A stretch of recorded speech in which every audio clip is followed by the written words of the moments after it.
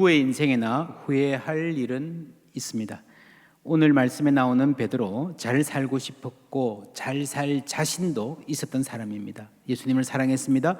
예수님 위해서라면 목숨까지 바칠 각오되어 있었습니다. 그러나 결정적인 순간에 어이없이 무너졌습니다. 내가 얼마나 약한 인간인지 뼈저리게 깨달았습니다. 그런 베드로에게 예수님 다시 찾아오셨습니다. 그리고 물으십니다. 네가 나를 사랑하느냐? 3번 물으시고 내 양을 치라, 교회를 맡겨주십니다. 이것은 어떤 일을 부탁한다 그 이전에 베드로를 교회의 지도자로 인정하시고 세우시는 장면입니다. 베드로는 예수님을 3번 부인했는데 예수님은 3번 물어보시고 3번이나 인정해 주시고 세워주셨습니다. 실패의 자리에서 회복시켜 주신 것입니다. 베드로의 삶을 들어보다 보면 이 평범한 한 사람을 하나님이 선택하셔서 어떻게 끌고 가시는지, 침몰할 뻔한 상황에서 어떻게 회복시켜 주시는지 그 회복 탄력성을 잘 볼 수 있습니다. 이번 한 주 동안에 여러분 묵상집을 통해서 함께 읽으실 수 있습니다. 오늘은 21장 말씀 중심으로 묵상하겠습니다.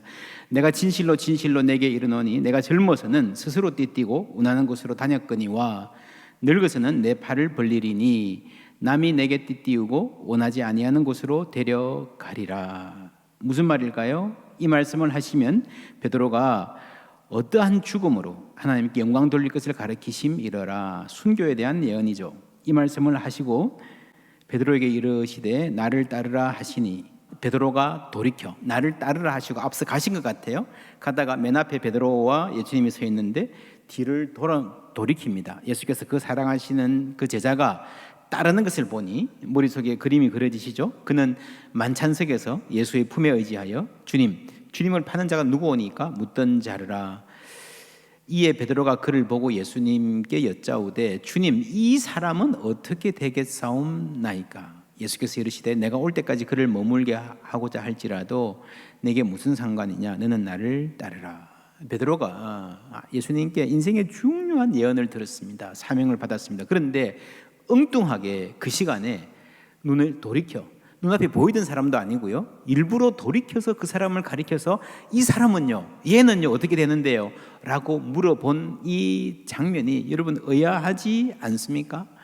눈에 보이지도 않는데 일부러 돌이켜서 말했다는 거는요, 그만큼 마음에 들어와 있는 사람이라고 하는 거죠. 신경 쓰이는 사람, 눈에는 안 보여도 늘 잊어버릴 수 없는 사람, 늘 나보다 앞서가고 내가 인정받고 싶은 그런 대목에 탁 나타나서 더 관심을 뺏어가는 그런 사람, 내 속에 있는 열등감을 자극하는 사람.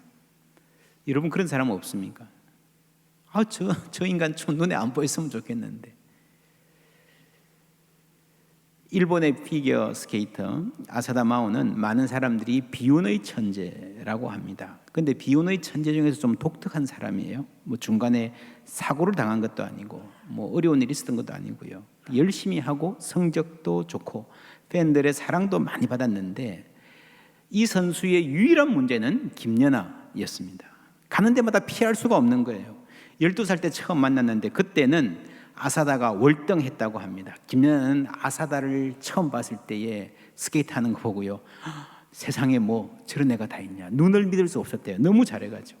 나이도 동갑이고요, 키도 비슷하고 체형도 비슷하고 아주 이미지가 비슷해요. 비교당할 거리가 참 많았습니다.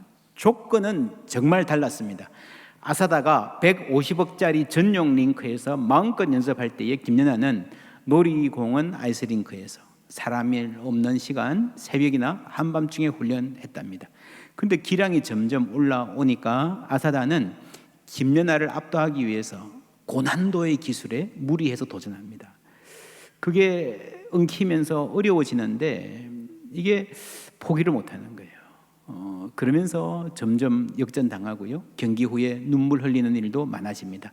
언론들이 가만히 두지를 않죠. 계속해서 비교합니다. 얼마나 힘든 대상이었을까요?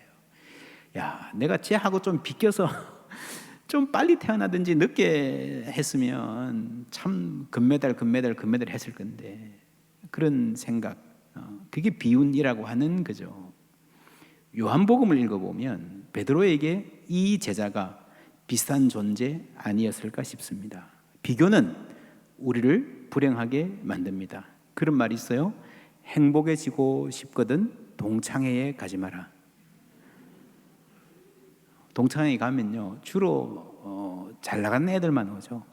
학창 시절 나보다 공부도 훨씬 못했는데 훨씬 부자야. 아마 그냥 그들먹거리고 다녀. 얼마나 보기 싫어요. 혹은 나를 따라다니던 남자애 내가 딱 지났는데 걔가 성공해가지고 우리 남편보다 몇 배로 괜찮아 보여. 지금은 얼마나 여러분 마음 시립니까? 비교. 누가 그런 말 했습니다. 비교하면 둘 중에 하나다. 비참하거나 뭐라고요? 교만하거나. 앞자를 따면 비교다. 테오도르 루즈벨트 대통령이 그런 말 했습니다. 비교는 기쁨을 훔쳐가는 도둑이다. 나에게 기뻐할 조건이 아무리 많아도요 비교가 있으면요 가난하게 됩니다. 이런 경우 많아요. 여러분 어떤 사람이 친구가 있어요. 직장도 별 볼 일 없고 그냥 늘 굶뜨고 그래서 그런데도 만나면 편해. 너무 좋아. 그래서 만나서 밥 먹습니다. 자주. 친구가 좋으면요 밥도 맛있잖아요. 근데 어느 날 얘기하다 보니까 이 친구가 몇 년 전에 집을 샀는데 2배로 올랐대요.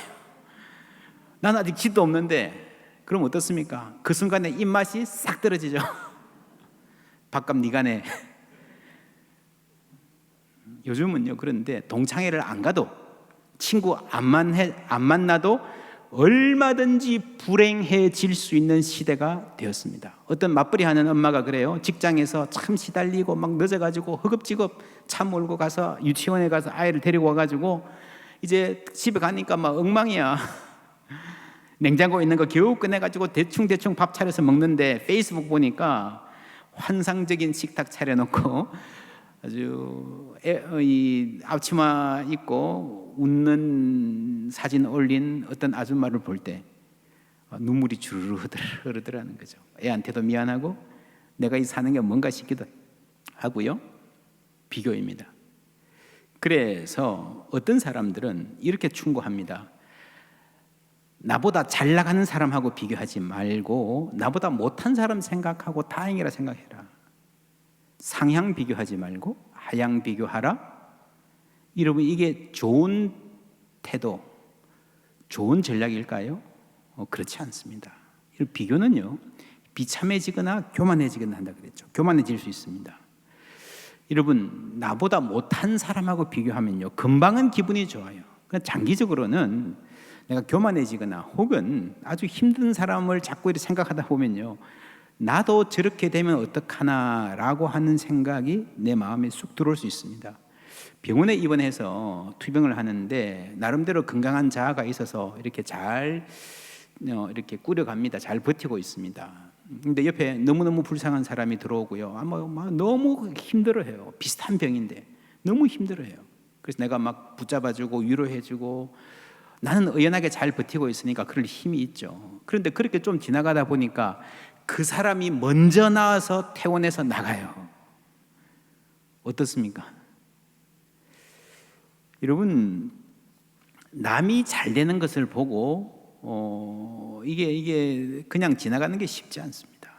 잘 견디던 사람이 그렇게 친절하게 이웃 돌봐주던 사람이 그 사람이 잘 된 거 볼 때요 무너질 수 있습니다. 그러면 반대로 같은 병실에서 비슷한 병을 앓고 있는 사람이 잘못되고 악화되면 기쁠까요? 아니죠. 그건 더 힘들어요. 더 우울해집니다. 여러분 비슷한 병실에서 이렇게 투병하던 분 중에 한 분이 잘못되면요 그 병실 전체 분위기가 급속하게 침울해지는 거 여러분 아시잖아요.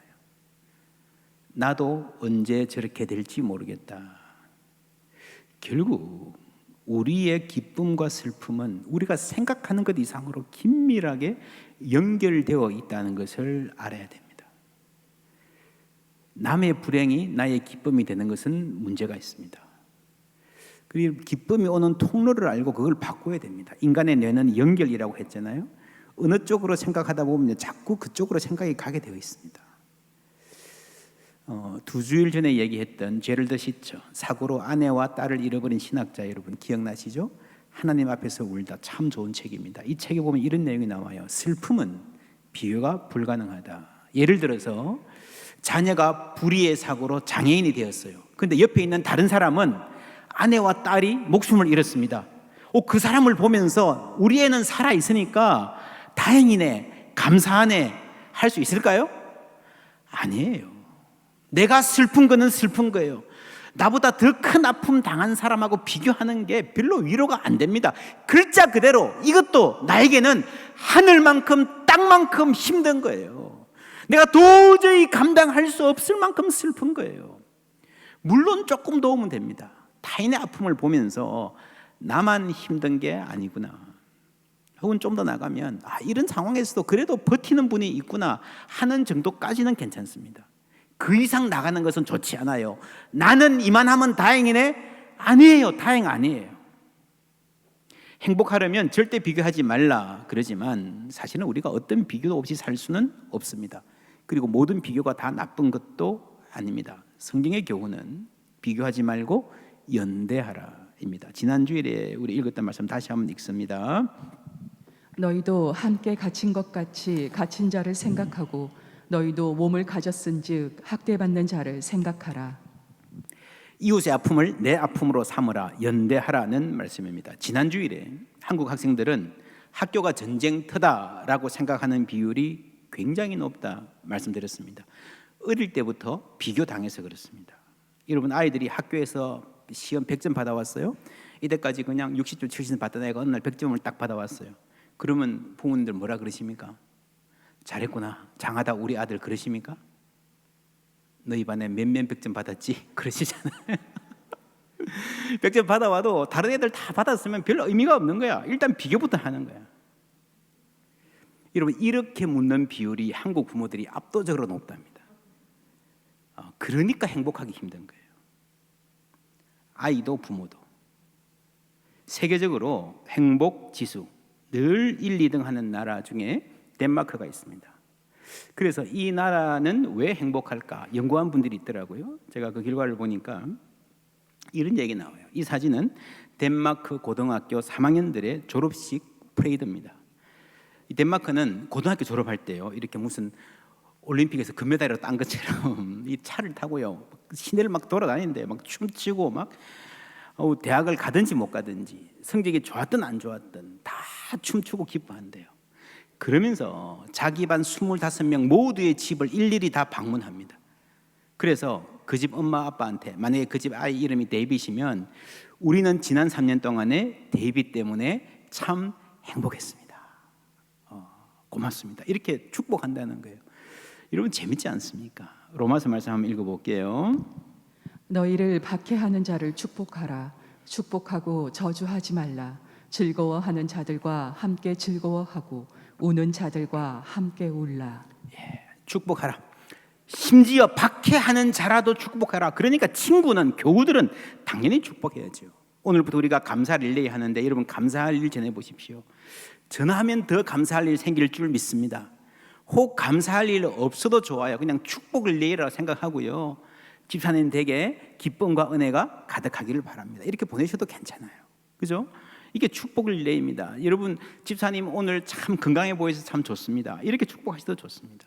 즐거워하는 자들과 함께 즐거워하라. 이 말은요, 여러분, 내 마음의 평안을 지키기 위해서 내 마음을 닫아 잠그란 말이 아니죠. 남 좋은 일 생기면 배아파하지 마라. 신경 끄라. 여러분, 신경 끄는 게 조금은 도움이 돼요. 재작년인가요? 신경 끄기의 기술이라는 책이 베스트셀러가, 세계적인 베스트셀러가 되기도 했습니다. 근데 성경은 그게 아니에요. 비교하지 않으려고 애쓰기보다, 신경 끌려고 노력하기보다 공감하고 축복하고 위로하라는 말씀입니다. 물론 이게 쉽지 않아요. 그러나 여러분, 유일한 길입니다. 우리가 하나님 말씀에 의지해서 공감하고 축복하고 위로하려고 작정하면 우리는 약하지만 성령 하나님 그렇게 할 힘 주실 줄 믿습니다. 그러면서 이웃을 축복하고 위로하면서 내가 비교의 어두운 그늘에서 해방되어 가는 거예요. 그리고 내 삶을 보는 지혜가 생기는 겁니다. 하나님이 그걸 주시는 거예요. 18절 말씀 볼까요? 다 같이 읽겠습니다. 내가 진실로 진실로 내게 이르노니 내가 젊어서는 스스로 띠띠고 원하는 곳으로 다녔거니와 늙어서는 내 팔을 벌리리니 남이 내게 띠띠우고 원하지 아니하는 곳으로 데려가리라. 아멘. 여러분, 이 말씀이 1차적으로는 베드로의 순교를 예언한 말씀이지만 좀 더 일반적으로 적용하면 젊어서는 늙어서는 사람의 삶에 따른 생활 방식의 차이를 말하는 걸로 볼 수가 있습니다. 여러분, 젊어서는요, 내 마음대로 가잖아요. 열정이 있고 패기가 있잖아요. 그래서 내가 스스로 원하는 곳을 가는데, 여러분, 나이가 들면 마음대로 못하죠. 누가 데려가 주어야 갈 수 있는 시기가 와요. 나중에는 옷도 누가 입혀줘야 되고 밥도 먹여줘야 할 때가 올지도 모릅니다. 이 말씀을 인생 누구나가 거쳐가야 하는 노화에 대한 말씀으로 읽을 수 있습니다. 지금은 자신감 넘치지만 뭐라도 내 마음대로 할 수 있을 것 같지만 그렇지 않은 날이 올 것이다라는 사실, 여러분, 이것을 아는 것만으로도 인간은 겸손해질 수 있습니다. 그게 지혜입니다. 그 지혜가 인간에게 자유를 줍니다. 여러분, 인간은 누구나 늙어가고 누구나 쇠약해집니다. 그렇지 않을 것처럼, 나는 여예인 것처럼 생각하는 것이 어리석은 거예요. 우리가 어떻게 태어나서 자라왔습니까? 부모의 품에 안겨서 연약하게 태어나서 자라왔고요. 젖을 먹으면서 돌봄을 받으면서 자라왔습니다. 누군가가 먹여주고 씻겨주고 챙겨주어서 오늘까지 올 수 있었던 거예요. 어른이 되고 나서도 나 혼자 한 것 아닙니다. 수많은 사람들의 도움의 손길이 있었음을 잊지 말아야 합니다. 진리가 너희를 자유케 하리라 하셨습니다. 인간은 누구나 자기 마음대로 할 수 없는, 누군가의 손에 의지해야 하는 순간에서 시작해서 그런 모양으로 인생을 마친다는 것은요, 위대한 진리입니다. 나는 남 신세에 안 지고 끝까지 내 앞가림 또렷하게 자라면서 약한 모습 절대 안 보이고 꼿꼿한 자존심 유지하면서 갈 것이다. 뭐 좋아요. 근데 그게 여러분 욕심일 수 있습니다. 그 욕심이 과하면요, 그 욕심이 나를 불행하게 만들어요. 그것 또한 그릇된 완벽주의입니다. 신세질 수도 있지, 약한 모습 보일 수도 있지. 여러분, 그런 여유 있는 마음을 가진 사람들이 더 정정하게 더 오래 사세요. 본래 인간은 누군가를 의지해야만 살아갈 수 있는 존재입니다. 그 깨달음이 우리에게 겸손을 주고 그 겸손이 우리를 자유롭게 만들어 줍니다. 또 하나 우리가 생각해 보아야 할 대목은요, 인간이 젊을 때는 행복하고 노년이 될수록 불행해진다라고 하는 전제입니다. 정말 그럴까? 2018년에 서울대학교 행복연구센터가 카카오의 도움을 받아서 100만이 넘는 사람들을 설문하고 안녕지수를 조사한 게 있습니다. 한국인의 행복과 관련된 가장 체계적인 방대한 연구인 것 같습니다. 지역별로 보면 1위가 세종시, 2위는 해외고요. 경북은 7위고 대구는 12위고 서울은 17위입니다. 연령별로 보면요, 60대 이상이 가장 행복하대요. 그 다음은 10대, 가장 불행한 사람은 20대. 그 다음 보시면요, 가장 행복한 남녀를 같이 보면 10대 남자아이들이 가장 행복하고 그 다음은 60대 여성입니다. 어릴 때는 남자가 행복하고요, 나이 들면 여자가 행복하다. 재밌지 않습니까? 60대 남성들도 행복하게 살아요. 가장 힘든 사람들이 20대 30대입니다. 여성이 더 힘들게 살아간다고 합니다. 왜일까? 여러 가지 분석이 필요하지만 논의에 맞춰서 보면요, 60대 이상에서 좀 더 행복해지는 이유는 불안, 비교, 스트레스 등 모든 부정적인 심리가 줄어든다. 노년층의 행복도가 올라가는 것은 우리나라만의 현상이 아닙니다. 대부분 다 한 10대쯤에는 행복하다가 이게 사회생활하면서 30, 40대에 쭉 떨어졌다가 50대 중후반에 올라가요. 그리고 인생의 말년에 갈수록 더 행복해지는 사람들이 많은 게, 그게 세계 공통적인, 이 U자가 세계 공통적인 현상이고, 근데 최근에 우리나라에서는 30, 40대 요때 힘들던 게 20, 30대로 이제 옮겨오는, 젊은이가 더 힘든 세상이 되었다라고 하는 설명이에요. 그래서 여러분, 나이 드는 것이 무조건 나쁘다, 그렇지 않습니다. 특별히 불안, 젊을 때는 뭐 조금만 있어도 막 불안했는데, 여러분 연세 드셔보신 분들 어떠세요? 이제 뭐 그래도 하늘 안 무너져 이런 마음이 있잖아요, 그죠? 물론 연세가 드셔도 더 불안해하는 사람이 있습니다. 그럼 정말 힘들어요. 정말 힘들어요. 그리고 나이 들면서 사람이 비교를 덜 하는 경향이 있습니다. 젊을 때는 나보다 예쁜 사람들 보면 아주 마음이 시렸는데, 지금은요, 나이 들면 다 거기서 거기야. 그래서 웃을 수 있잖아요. 물론 노년에도 어려움이 있습니다. 가장 큰 게 외로움이에요. 저는 교회가 이거를 극복하고 행복한 노년을 더 행복한 노년으로 만들 수 있다고 믿습니다. 지금 우리 교회가 내년도 사역계획 열심히 하고 있는데, 내년에는 제1번 목표가 노년들을 위한 사역입니다. 이번에 가을에 그래서 기도로 품습니다 곧 개강하는데, 이 기품 훈련도 71세 이상을 따로 모아서 어르신들 중심으로, 여러분 빠리빠리하게 따라가는 것은 조금 떨어질지 모르지만 깊은 기도의 능력과 인생의 지혜가 있잖아요. 거기에 맞춰서 기대가 많습니다. 그래서 이 노년의 사역을 필두로 내년에는 우리 교회 사역 전체에 많은 변화가 있을 것입니다. 특별히 세대에 맞는 목회, 세대에 맞는 영성을 함께 꾸려가는 일에 집중할 것입니다. 여러분 기도해 주시기 바랍니다. 세대별 차이를, 사람이 지난주에도 때를 따라 아름답게 하셨다 그랬는데요, 세대별 차이를 아는 게 굉장히 중요합니다. 하버드 대학교 교수님들이 졸업생들에게 당부하는 강연을 모은 책이 있어요. 그 책에 봐도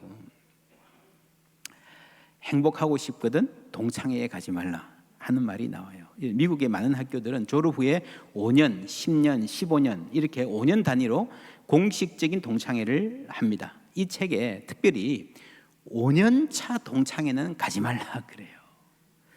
내가 어떤 회사 입사 지원했다가 떨어졌는데 친구가 거기 가서 열심히 잘 다니고 있으면, 혹은 내가 차를 몰러 갔는데 차 세우는데 양쪽에다 아주 멋진 차야, 그 차 사이에서 내 찌그러진 차를 세워야 되면 많은 사람들이 감당하기 힘들다는 거죠. 이런 이야기를 쭉 쓰다가 맨 마지막에 아마도 25년 후에 동창회는 가는 게 좋을 거다 이래요. 나이가 그만큼 들면요, 비교로부터 자유롭게 된다는 거죠. 여러분 비교를 덜 하게 되는 게 그게 행복이고 그게 성숙입니다. 나이는 꽤 드셨는데 아직도 누가 잘났니, 내가 뭐 무슨 학교 나왔니, 뭐 내가 얼마나 똑똑하니, 그 비교의 늪을 헤어나오지 못한다면요, 그게 불쌍한 거예요. 사람 별로 다르지 않다. 이제 알만한 나이도 됐잖아요. 그리고요, 한 부분 탁월해도 다른 부분은 허술하다, 이제 다 알잖아요. 그래서 여러분 성숙한 사람은 잘 나가는 사람들 보면 약간 흔들릴 수는 있지만 그것 때문에, 남 때문에 무너지지는 않는다는 겁니다.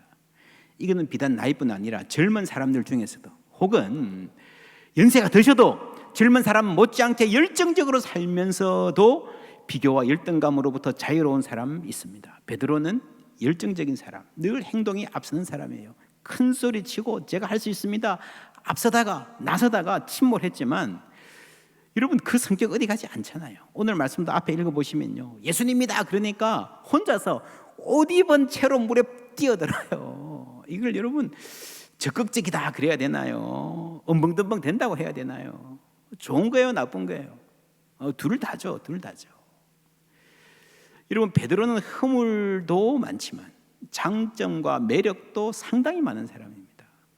하나님은 그 열정을 꺾지 않으시고 다듬어서 사용하시는 분인 줄 믿습니다. 여러분 이런 성격의 약점이 열정이 많으니까 비교의식, 열등감도 강한 거예요. 그래서 여러분 하나님이, 예수님이 이 베드로를 빚어가시면서 그 매력을, 장점을 어떻게 살리는가 우리가 아주 재미있게 볼 수 있습니다. 이렇게 다가오시죠. 요한의 아들 시몬아, 네가 나를 사랑하느냐? 이 질문은 뭘 담고 있는가 하면요, 예수님이 나를 포기하지 않고 여전히 사랑하신다는 말이죠. 그러니까 그렇게 물어보는 거죠. 사랑을 물어보시는 거예요. 배신한 이 사람에게, 실패한 이 사람에게 다시 찾아오신 것 자체가 사랑인 줄 믿습니다. 그리고 다시 인정해 주시고 다시 세워 주시려고 물어보시는 거예요. 사랑하냐? 그러면 됐다. 내가 널 세워주마. 회복시켜 주시는 거예요.